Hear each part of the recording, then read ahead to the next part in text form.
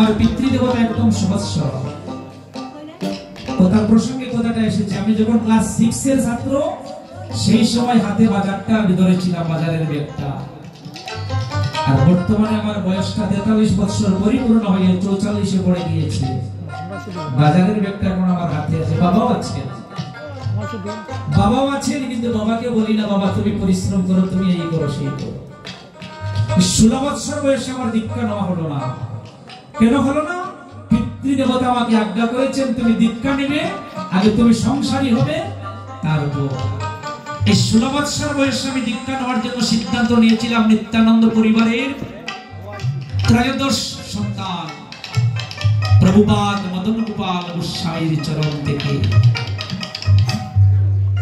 যাকে ভারতবর্ষে ভাগবত সম্রাট উপাধি দেওয়া হয়েছে।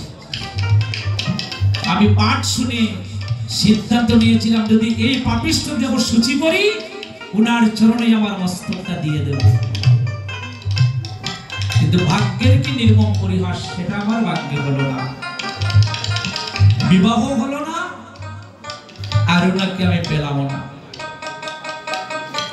উনি যখন দেহ রাখলেন, এবার সিদ্ধান্ত নিলাম আমি ওনার কনিষ্ঠ পুত্রের চরণে আশ্রয় যাব। আপনারা দেখবেন, যারা দেখেছেন আমার দাদু গোসাইকে, মদন গোপাল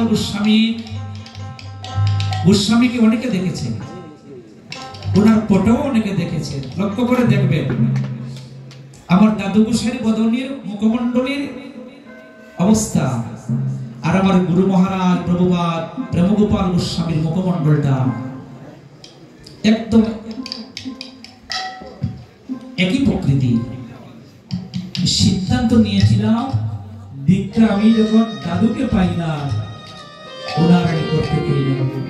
যেই বৎসর বিবাহ করেছি, তার পরের বৎসরই আমার সহধর্মিনীকে বলছি দীক্ষাটা এখান থেকে নেব। সেজন্য বলছেন অসুবিধা নেই, এই আশ্রয় নিয়েছি প্রভুর চরণে, আজ অবধি প্রভুর চরণে আছি। কিন্তু আজ পর্যন্ত আমার প্রভুপাদ আমার নিকটে একটি করিয়ে চাইলেন না। এটাই আমার জন্মধন্য। অনেক গুরুদেব, আমি কিন্তু আগে বলছি, কষ্ট পাবেন না। অনেকের গুরু মহারাজ গুরু গোসাই অনেক সময় অনেক কিছু চান, এটা দাও সেটা দাও, চান না। মেয়ের বিবাহ লাগিয়ে দিয়েছেন, বলছেন ফোন করে, ও দাদা তুমি একটা ভালো করে আলমারি দিতে হবে। কিন্তু গুরুদেব সেটা জানেন না তার একটা আলমারি দেওয়ার মতো সামর্থ্য আছে কি নাই। দেখবেন আমার গুরু মহারাজ আমার নিকটে আজ অবধি একটা করিও চাইলেন না। প্রত্যেক বছর অগ্রহায়ণ মাসের 10 তারিখ হতে 20 তারিখ পর্যন্ত নবদ্বীপ মদনমোহনের মন্দিরে 10 দিন শুধু ভাগবত কীর্তনই হয়। বাংলা থেকে আমরা শিষ্য সামন্ত সবাই সহযোগিতা করি, কিন্তু গুরু মহারাজ সেটা দেখলেও কিন্তু আবার কষ্ট পায়। বলেন আমি তো এটার কথা বলি না গো, আমি বলি আমার শিষ্যরা প্রতি বছর আসবে, আর আমরা গুরু শিষ্য মিলিত হয়ে আনন্দ সাগরে বাসিব। আশীর্বাদ করবে ওনার চরণে যেন আমার শেষ নিঃশ্বাসটা 12:30 হয়ে যাওয়া। জয় রাধে। কথা অনেক বলেছি, তাই না দাদা? একটু গান করে নিই, এটা বলি, এই শ্বেতকন্যার কথা বলবো তো, এটা বলেই চলে যাবো, আর কোনো কথা বলবো ওটা বলেই চলে যাবো। আগো প্রভু কহে আমার নিত্যানন্দ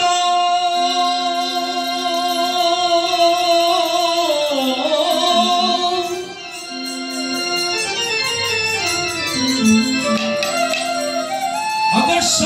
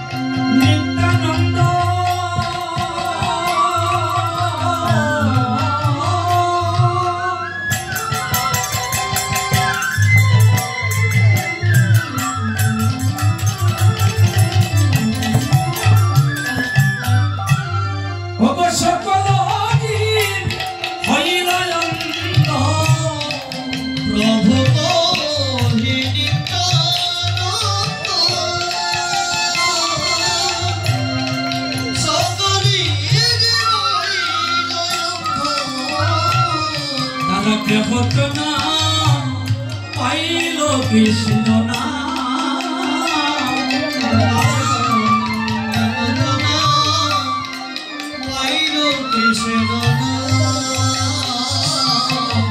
দাদা তারা কে হতো না পাইল কৃষ্ণ না কে হতো না পাইল কৃষ্ণ আমি এক নিবে দন করি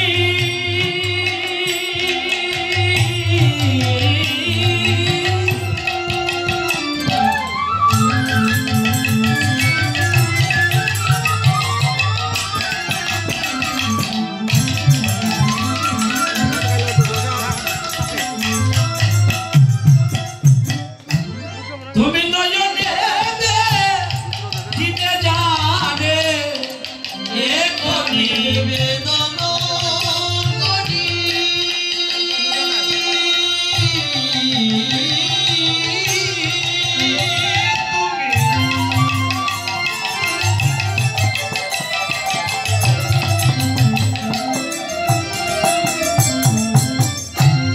নয়নে দেখিবে যদি কৃপা করে লইবে কৃষ্ণ নাম কৃপা করে লইবে কৃষ্ণ দাদা তারে কৃপা করে লইবে কৃষ্ণ দাদা কৃপা করে লইবে কৃষ্ণ তারা কেহ যেন বঞ্চিত না তারা কেহ যেন বঞ্চিত না হয় ও তারা কেহ যেন বঞ্চিত না তারা কেহ যেন বঞ্চিত না হয় কৃষ্ণ নাম যেন লইতে পারে তারা কেহ যেন বঞ্চিত না হয়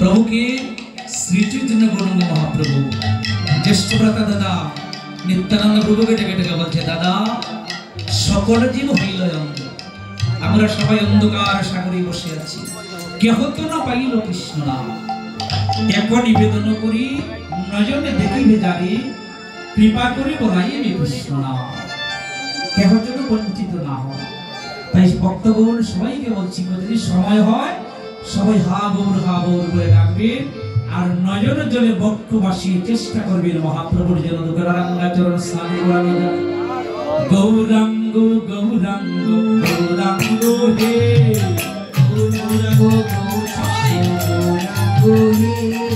গৌরাঙ্গ গৌরাঙ্গ গৌরাঙ্গ হে গৌরাঙ্গ গৌরাঙ্গ গৌরাঙ্গ হে ভালো আছে হ্যাঁ ভালো আছে না ভালো না হ্যাঁ ওটা বলে শেষ দিব গৌরাঙ্গ পরিবেশন করে মীমাংসা হয়ে যাবে তার বলবে শ্বেতঘণ্টাটার কথা বলছি, শ্বেতঘণ্টার কথাটা বলছি। সেই সত্যযুগে একজন বেদরাজ ছিলেন, যার নিত্যকর্ম ছিল মৃগ শিকার করা। মৃগ মানে কি হরিণ আমরা সবাই জানি, তাই না? বেদের কাজ হলো পশু পাখি মৃগ শিকার করা। সত্যযুগের একজন বেদরাজ মৃগ শিকার করা। একদিন মৃগ শিকার করতে যাত্রা করেছে, হঠাৎ রাস্তায় একটা মৃগ দেখেছেন দৌড় দিয়ে সম্মুখ দিয়ে যাচ্ছে। এদিকে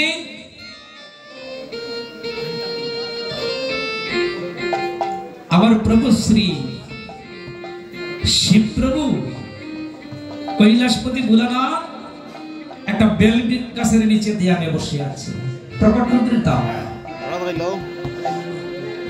শিবের সাথে যে সর্পটা তাকে, ওটার কি নাম? হ্যাঁ, ওটার নাম হলো শ্বেতনাগ। জটার মধ্যে যেটা থাকি, ওটার মধ্যে পেজ দেওয়া, ওটার নাম হলো শ্বেতনাগ। ওটা কৈলাসপতি ভোলানাথের জটা থেকে গাছের ডালে বসে আছে। প্রকট রুদ্রের তাপ, কথাটা লক্ষ্য করেন। প্রকট রুদ্রের তাপ। রুদ্রের যখন তাপ বেশি হয়ে যায় তখন কিন্তু আমরা বেশিক্ষণ আর বাইরে থাকতে পারি না। পারি মা? পারি বাবা? কি গো? রুদ্রের তাপে বেশি হলে আমরা ছায়ার নিচে আশ্রয় নেই। ওই শ্বেতনাগটা ছিল বেল গাছের ডাল। রুদ্রের যখন তাপ বেশি হয়েছে, বেদরাজ রাস্তা দিয়ে যাচ্ছে, ওই সর্পটা ওই বেলবৃক্ষের ডাল হতে ওই বেদরাজের যে জুড়ির মধ্যে তীরগুলো কাটতো শুদ্ধ ভাষা, তার নাম হলো তুম। ওটার মধ্যে সেটা আশ্রয় নিয়েছে। ভোলানাথের মস্তকে যে সাপটা থাকে শ্বেতনাগ। এবার দেখেন কি হলো, বেদরাজ তো দেখতে পাচ্ছেন একটা মৃগর সম্মুখ দিয়ে যাচ্ছে। উনি বিলম্ব না করে তুম থেকে যখন একটা তীর হাতে উঠাতে গিয়েছেন, তুমকে হাত না পড়ে হাতটা পড়েছে ওই সর্পটার উপরে। সর্পটার উপরে যখন তুমটা হাত পড়েছে, ওটা তো ধরেছে, আর রাগান্বিত হয়ে ওটাকে আঘাত করে ওটাকে ফেলে দিয়েছিলেন একটা বৃক্ষের উপর, যে বৃক্ষটার নাম হলো মনুষা বৃক্ষ, যেটার মধ্যে অগণিত কাঁটা। ওটার উপরে যখন ছেড়ে দিয়েছিলেন, সেটার মধ্যে সেই শ্বেতনাগটা কাতরাতে আছে। সেটার মধ্যে সেই শ্বেতনাগটা কাতরাতে আছে। শিবে ধ্যানে বসেছেন, ধ্যানের মধ্যে দেখতে পেলেন ওই সর্বটা এভাবেই একটা মনুষা পরাবৃত্তির উপর পড়ে আছে। সেখান থেকে যখন তাকে উঠাতে গেলেন, তখনই সর্পটা ওই বেদরাজকে অভিশাপ করেছিল, বেদরাজ, আমাকে যেভাবে তুমি এভাবে প্রচন্ড কষ্ট দিয়ে আঘাত করে অগণিত কাঠার উপরে ফেলে দিয়েছ, একটা জন্মে এই কাটার যন্ত্রণা তোমারও ভোগ করিতে হইবে, যেটা বেদরাজ ভোগ করেছিলেন দাপর যুগে পিতামহ বিশ্ব হয়ে। সর্পটা তো রয়েছে মহাপ্রভুর, ভুল বলেছি, ওই কৈলাসপতি ভোলানাথের এবার আবার মস্তকে সর্পের অভিশাপে সেই বেদরাজ দাপর যুগে হলেন। আমরা পেয়েছি কি, কে হলেন? হ্যাঁ, পিতামহ বিশ্ব।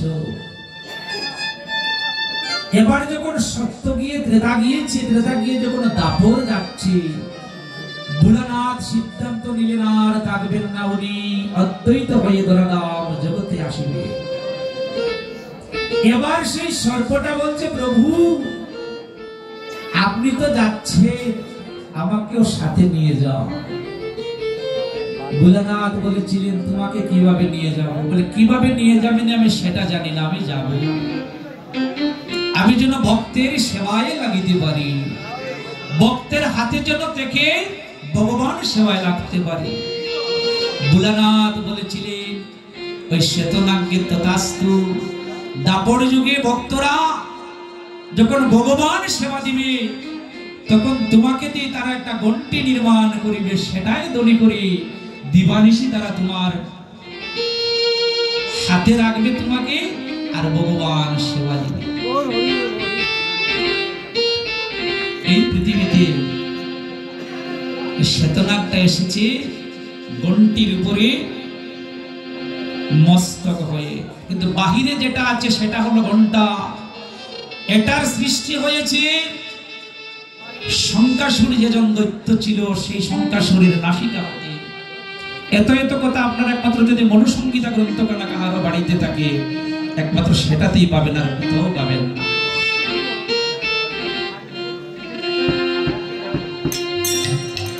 বাহিরে যেটা লাগানো আছে ওটার নাম হলো ঘন্টা। ওটার জন্ম হয়েছে শঙ্কাসুরের মস্তক হইতে। করতালের জন্ম হয়েছে শঙ্কাসুরের দুটি স্তন হতে।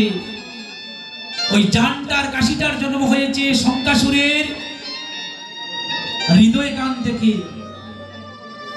আর কৃষ্ণ ভক্ত মার হাতের দুটি শাখা হয়েছে শঙ্কাসুরের দুটি হাতের কবজা হইতে। আর ভগবানকে যে সঙ্গ দিয়ে স্নান করানো হয় সেটার জন্ম হয়েছে শঙ্কাসুরের নাভি মণ্ডল হইতে। বাবা, আমার জন্মটা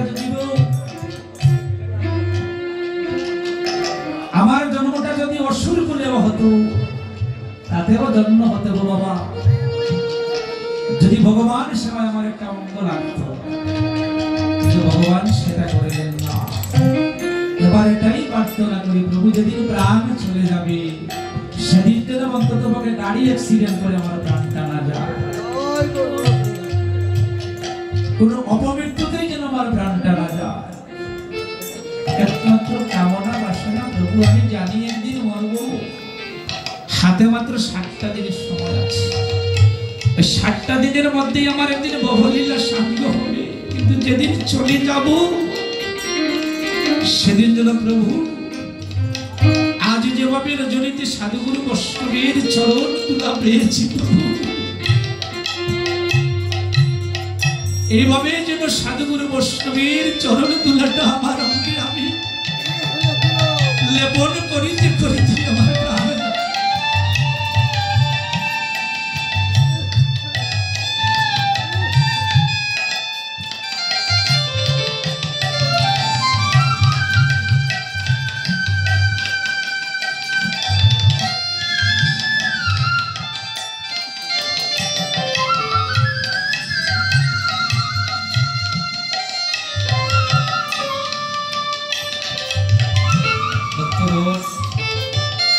এই প্রার্থনাটা সবাই ভগবানের নিকটে রাখবে।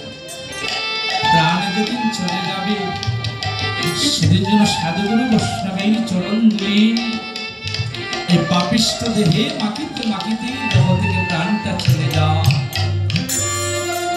জন্মত নিয়েছি, মৃত্যু একদিন হবে।